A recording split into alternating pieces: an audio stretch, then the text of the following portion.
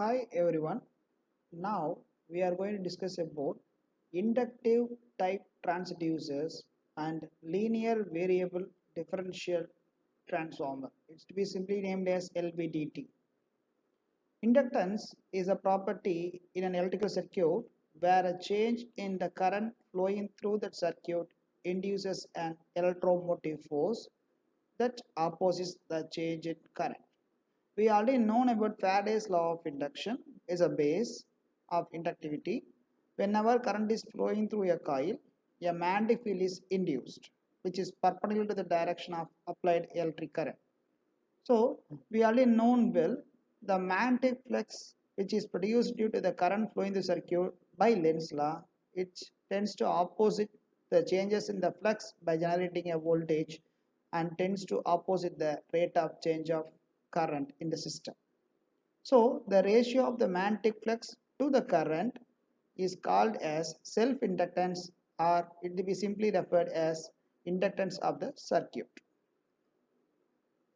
We have another word, it is called mutual inductance when the varying flux feed from one coil or a circuit element induces an EMF in the neighboring coil or circuit element. So this one to be named as mutual inductance. Whereas we go for the next important word on this area is magnetic reluctance. It is nothing but it to be simply defined as magnetic resistance, which is the analog to electrical resistance of the circuit. So whenever current is flowing through a circuit, a magnetic flux is induced. So regarding the permanence of magnetic field, we named as magnetic reluctance. So permanence is the reciprocal of reluctance.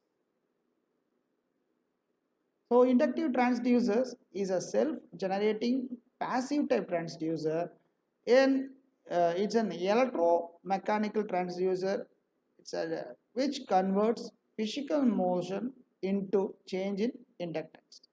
So the electric generator principle is when a motion among a conductor as well as magnetic field induces a voltage within the conductor. The transducers of variable inductance type work on two principles. One is to be named as variation of self-inductance and another one is variation of mutual inductance. Regarding self-inductance to be named as simple inductance, the simple single coil is used as a transducer when a mechanical element whose displacement is to be calculated is moved. So with respect to the movement, we are expecting the change of magnetic flux and it directly related with change in current in the outer circuit. So this to be named as simple inductance types or single inductance type transducers. Whereas if we go for two coil mutual inductance, we have a chance of there are two different coils are arranged. In the primary coil, the excitant can be generated with external power source, whereas in the next coil, the output can be obtained. So both the mechanical input as well as output are proportional to the system. If you want to go for the basic of inductive type transducers, we can say inductive type transducers are mainly used to measure displacement. So the displacement to be measured because of the variation of number of turns or geometric configuration of the coil or permeability of the magnetic material or magnetic circuit. The theoretical background is as follows. We already known pi, the magnetic flux is nothing but is a rate of change of current in a system. So we say N is a number of turns, I is the current flowing through the circuit and R is the magnetic reluctance. If I differentiate pi, we have an option of both except N, both I and R are variable. So we have a term, I just differentiate with the term I. So I have a term N, capital N divided by R into di by dt, whereas minus Ni by R. So if I go 1 by R into dr by dt, I have this 1 by minus of 1 by R square into dr by dt. Since current varies rapidly, the value of R square will be very low. So we couldn't be measurable, so it can be neglected. So by means that we say the rate of change of magnetic flux with respect to time will be equal to N by R into di by dt. We already known the word EMF is induced in a coil given by the term E will be equal to N into d pi by dt. If we already known the value of d pi by dt and this term, we just directly substituting it. While we are substituting, we get the term E, the induced EMF will be equal to N squared by R into di by dt. And regarding the term L representing inductance of the coil will be given by, it's a ratio between the EMF induced to rate of change of current. So once I substitute a term of E with respect to EI by dt, I can get the final term, it is N squared by R. So you can notice that inductance of the coil is directly proportional to square of the number of turns of the coil and inversely proportional to the magnetic reluctance of the system. So by using of this system, I can say I can use a normal inductor as an inductive transducer by means of variation of number of turns and then permeability of the magnetic material along with geometry configuration of the system. Regarding the types of variation, types of self-reluctance coil, we have three options in common. One is to be named as linear variable inductive transducers, whereas the next one is angular inductive transducers, and the third one is single coil self-inductance arrangement. So now you can notice that by linear inductive type transducer, with respect to the position of the inductor, we are expecting the variation of the magnetic flux. So this one to be named as a displacement transducer. So this one is for a linear, whereas if I go with the angular displacement, I have a word instead of a direct line connection, I have a wiper. So a coil is wounded on a ferromagnetic material. So with respect to the position of the wiper, I can expect the difference of magnetic induction. So with respect to that magnetic direction, I can find out the angular displacement of the coil. So this one is the second option. Whereas if we go for the third option, we have a chance of a self-inductance coil is there. With respect to the movement of the armature, we are expecting the variation of magnetic flux. So this one is another example of analyzing the displacement type inductive transducer. So these three are self-inductance type transducers. Regarding two coil type, so last slide we discussed about single coil type. Now we are going with two coil type self inductors. You can notice here we have a specific coil arrangement.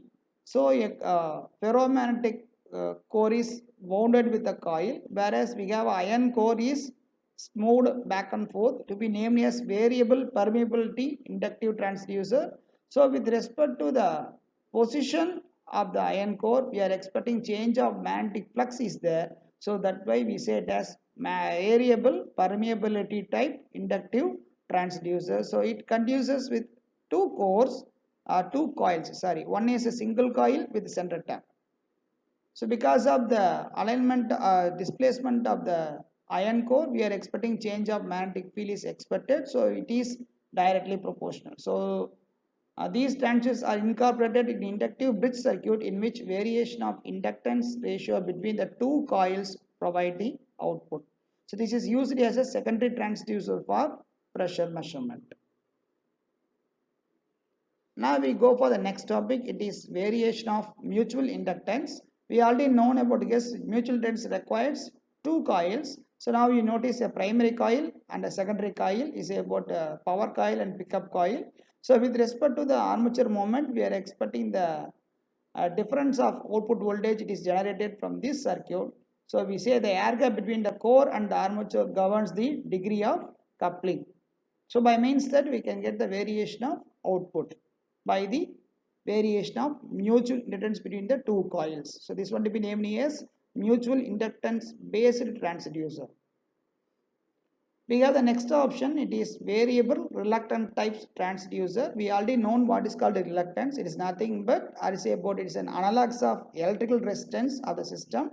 We say it is reluctance is nothing but magnetic resistance. Now we notice here we have a chance of permanent magnet is covered with a magnetic coil. So with respect to the magnetic position here, they are expecting a simple reluctance with the pickup coil consisting of a coil loaded on a permanent magnetic core. So any variation of the permanence of the magnetic circuit causes a change in the flux, so which is brought about by serrated surface subjected to the movement. So we are expecting the difference of magnetic permeability of the system with respect to the current flowing through the circuit. So by means that as a flux field expands or collapse, a voltage is induced in the coil which is directly proportional to the position of the serrated surface. So by means that we can use it for displacement transducer. So by now we are going to discuss about the specific title of linear variable differential transformer or transducer. So it is a 3-coil mutual inductance device. It is nothing but it's a robust, complete linear arrangement transducer and naturally frictionless. So they have a endless life cycle as per its property. Because of AC controlled LVDT does not include any kinds of electronics, and they can work even at very low temperatures, otherwise to the extent of 650 degrees centigrade in insensitive environments. So the application of LVDTs are mainly include in the area of automation, power turbine, aircraft, hydraulics, nuclear reactors, and so. An LVDT alters the linear dislocation from a mechanical position into a relatively electrical signal, including of phase and amplitude of the information of direction and distance. So you are just noticing with a diagram of a linear variable differential transformer, or you say about transducer. It's a passive type transducer. The main function of this transducer is to convert the rectangular movement of an object to the equivalent of electrical signal. So we are normally say it is used to calculate displacement and works on the transformer principle. We say it is mutual inductance is the principle behind LVDT. So the coil assembly includes 3 wire wound coils on the hollow space, and then you just notice here we have 3 coils. One is primary coil, we are applied with the AC voltage, whereas we have 2 secondary coils, coil 1 and coil 2. So in between these two we have a core. So we have a linear motion to be detected is supported with the central core. We already known well with respect to the position of the center core, we have a voltage is produced between the two coils to be called as minor coils, secondary coil 1 and secondary coil 2. It is named as V1 and V2. So now we are just going to discuss about the work principle. So this one is the simple electrical circuit diagram of a LVDT. It is working under the principle of mutual inductance. So you just notice here for the case 1 regarding the position of the central core, you can notice that if the number of turns are equal in coil 1 and 2, we are expecting that the voltage produced by the coils are even. So by means that V1 and V2, or you say E1 and E2 are equal, so we have no more dislocation took place. It consists of, it mentions there is no displacement. Whereas if we just start moving the central core, you can notice that the number of turns on coil 1 and 2 will be got varied. According to the variation, we are expecting the difference of voltage what we are getting as an output.